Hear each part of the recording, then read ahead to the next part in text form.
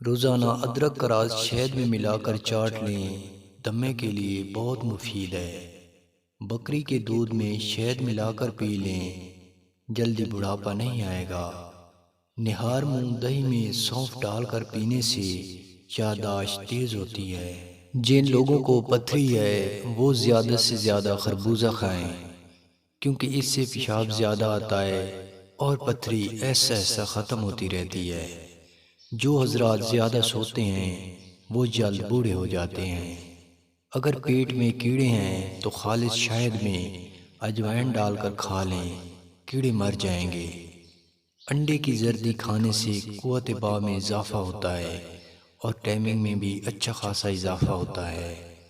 ناریل کا تیل شہد میں ڈال کر چہرے پر لگانے سے چہرہ خوبصورت ہوتا ہے۔ جنگلی خرگوش کے گوشت کا سالن بنا کر کھانا فالج کے لیے بہت مفید ہے۔ ہاتھوں پر زیتون کے تیل کی مالش کرنے سے ہاتھوں پر خشکی نہیں ہوتی۔ بیوی کی ٹانگیں اٹھانے سے پہلے نفس کی شہد سے مالش کرنے سے ٹائمنگ بڑھ جاتی ہے۔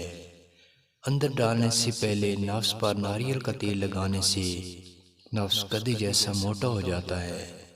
عورت کو گھوڑی کی طرح کرنے سے مرد عورت کے بعد فارغ ہوتا ہے۔